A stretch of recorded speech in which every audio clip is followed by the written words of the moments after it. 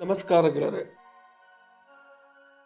ಭಾರತ ತನ್ನ ಕ್ಷಿಪಣಿ ಸಾಮರ್ಥ್ಯಕ್ಕೆ ಮತ್ತೊಂದು ಮೈಲಿಗಲ್ಲನ್ನು ನೆಟ್ಟಿದೆ. ಇದರ ಒಂದೇ ಒಂದು ಟೆಸ್ಟ್ ಸುತ್ತಲಿನ ಶತ್ರುಗಳು ಪಾಕಿಸ್ತಾನ, ಚೀನಾ ಸೇರಿದಂತೆ ಅನೇಕ ಶತ್ರು ರಾಷ್ಟ್ರಗಳಿಗೆ ನಿದ್ದೆಯಂತೂ ಕೆಡಿಸಿದೆ. ಕಾರಣ ನಮ್ಮ ಹೆಮ್ಮೆಯ DRDO ಇತ್ತೀಚೆಗೆ ಅಗ್ನಿ ಸರಣಿಯ 5ನೇ ವೇರಿಯಂಟನ್ನು ಪರೀಕ್ಷೆ ಮಾಡಿದೆ. ಈಗಾಗಲೇ 4 ಸರಣಿಗಳಿದ್ದು ಇದು 5ನೇ ಸರಣಿಯಾಗಿದೆ. ಹಾಗೂ ಇದು ಕೇವಲ ದೂರಗಾಮಿ ಕ್ಷಿಪಣಿ ಅಲ್ಲದೆ ಬಂಕರ್ ಬ್ಲಾಸ್ಟರ್ ಕೂಡ ಆಗಿದೆ.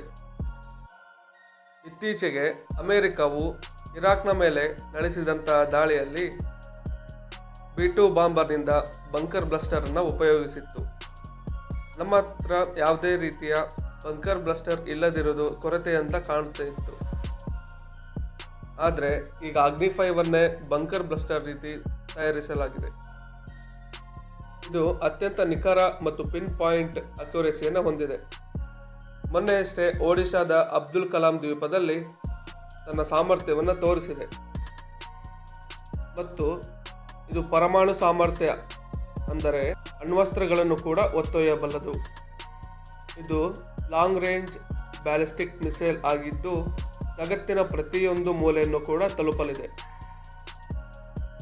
ಅಗ್ನಿ 5 ಸುಮಾರು 5,000 ಕಿಲೋಮೀಟರ್ಗಿಂತ ಹೆಚ್ಚಿನ ವ್ಯಾಪ್ತಿಯನ್ನು ಹೊಂದಿದೆ. ಇದು ಏಷ್ಯಾ ಮತ್ತು ಹಾಗೂ ಬಹುತೇಕ ಯುರೋಪ್ನ ಎಲ್ಲ ಭಾಗಗಳನ್ನು ತಲುಪಲಿದೆ. ಆದರೆ ನಮ್ಮ ಶತ್ರು ಚೀನಾ ಮಾತ್ರ ಸುಮಾರು 12,000ಕ್ಕಿಂತ ಹೆಚ್ಚಿನ ವ್ಯಾಪ್ತಿಯನ್ನು ಹೊಂದಿದೆ. ಆದರೆ ಭಾರತ ಅಗ್ನಿ 5ನ ಶಕ್ತಿಯನ್ನು ಮುಚ್ಚಿಡ್ತಾ ಇದೆ ಅಂತ ಬೊಬ್ಬೆ ಹೊಡಿತಾ ಇದೆ. ಇನ್ನು ಈ ಸಾಧನೆಗಳನ್ನು ಮಾಡಿದ ರಾಷ್ಟ್ರಗಳಲ್ಲಿ ಭಾರತ 5ನೇಯದು.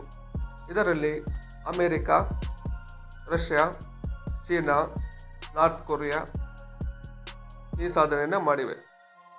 ಇನ್ನು ಇದರಲ್ಲಿ MIRV ಟೆಕ್ನಾಲಜಿ ಇದೆ, ಅಂದರೆ ಮಲ್ಟಿಪಲ್ ಇಂಡಿಪೆಂಡೆಂಟ್ಲಿ ಟಾರ್ಗೆಟೇಬಲ್ ರೀಎಂಟ್ರಿ ವೆಹಿಕಲ್ ಅಂತ. ಇದು ಒಂದೇ ಬಾರಿ ಹಲವಾರು ಸಿಡಿತಲೆಗಳನ್ನು ಹೊತ್ತೊಯ್ಯುತ್ತದೆ. ಒಂದು ಬಾರಿ ಲಾಂಚ್ ಆದ ಮಿಸೈಲ್ ಒಂದೇ ಬಾರಿಗೆ 5ರಿಂದ 6 ಅಥವಾ ಹೆಚ್ಚಿನ ಗುರಿಗಳನ್ನು ಟಾರ್ಗೆಟ್ ಮಾಡಬಹುದು. ಹಾಗೆ ಯಾವುದೇ ಡಿಫೆನ್ಸ್ ಇದನ್ನು ತಡೆಯೋಕ್ಕೆ ಸಾಧ್ಯವೇ ಆಗುವುದಿಲ್ಲ. ಇನ್ನು ಈ ಅಗ್ನಿ 5ಅನ್ನು ಯಾವುದೇ ರೀತಿಯ ಲಾಂಚ್ ಪ್ಯಾಡ್ ಇಲ್ಲದೆ ಲಾಂಚ್ ಮಾಡಬಹುದಾಗಿದೆ. ಮೊಬೈಲ್ ಲಾಂಚರ್ನಿಂದ ಕೂಡ ಮೊಬೈಲ್ ಲಾಂಚರ್ ಅಂದರೆ ನಮಗೆ ಬೇಕಾದ ಸ್ಥಳದಲ್ಲಿ ಕೊಂಡೊಯ್ದು ಲಾಂಚ್ ಮಾಡೋದು, ಮತ್ತು ರೈಲು ಅಥವಾ ಆರ್ಮಿಯ ಯಾವುದೇ ವೆಹಿಕಲ್ನಿಂದ ಲಾಂಚ್ ಮಾಡಬಹುದಾಗಿದೆ. ಅಗ್ನಿ 5 3 ಸ್ಟೇಜ್ಗಳನ್ನು ಹೊಂದಿದೆ. ಇದು ಸಾಲಿಡ್ ಫ್ಯೂಯರಿಂದ ಲಾಂಚ್ ಆಗುತ್ತದೆ. ಇನ್ನು ಇದು ನಮ್ಮ ಸೇನೆಗೆ ಶಕ್ತಿ ತುಂಬಲಿದೆ. ಭಾರತವು ನೋ ಫಸ್ಟ್ ಯೂಸ್ ಪಾಲಿಸಿಯನ್ನು ಹೊಂದಿರುವುದರಿಂದ ತುಂಬ ಪರಿಣಾಮಕಾರಿಯಾದ ಮಿಸೈಲ್ ಆಗಿರುತ್ತೆ. ಯಾಕೆಂದರೆ ಯಾವುದೇ ದೇಶವು ನಮ್ಮ ಮೇಲೆ ದಾಳಿ ಮಾಡುವ ಯೋಚನೆಯನ್ನು ಕೂಡ ಮಾಡಬಾರದು.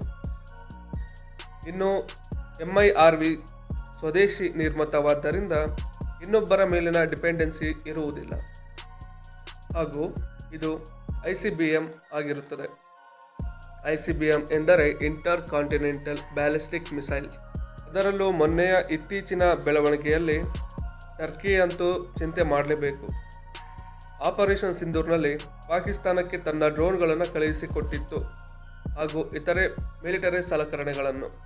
ಅದಲ್ಲದೆ ಆ ಡ್ರೋನ್ಗಳನ್ನು ಆಪರೇಟ್ ಮಾಡಲು ತನ್ನ ಸೈನಿಕರನ್ನು ಕೂಡ ಕಳಿಸಿತ್ತು. ಯಾಕೆಂದರೆ ಪಾಕಿಸ್ತಾನಕ್ಕೆ ಆ ಡ್ರೋನ್ಗಳನ್ನು ಹಾರಿಸುವುದಕ್ಕೂ ಬರೋದಿಲ್ಲ. ಸೊ ಇದಾಗಿತ್ತು ಅಗ್ನಿ 5ನ ಸಾಮರ್ಥ್ಯದ ಮಾಹಿತಿ. ಇನ್ನು ಇದೇ ರೀತಿಯ ಮಾಹಿತಿಗಾಗಿ ನನ್ನ ಚಾನಲ್ನ ಸಬ್ಸ್ಕ್ರೈಬ್ ಮಾಡಿ, ಮತ್ತು ನಿಮ್ಮ ಒಪಿನಿಯನನ್ನು ಕಮೆಂಟ್ ಬಾಕ್ಸಲ್ಲಿ ತಿಳಿಸಿ. ನಮಸ್ಕಾರ.